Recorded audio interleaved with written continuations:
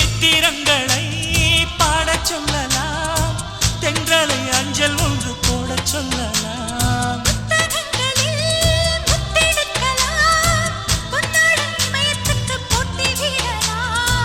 பூமிக்கு பொட்டு வைத்து பார்க்கலாம் பார்க்கலாம், பூவுக்கும் ஆடை தைத்து போடலாமா?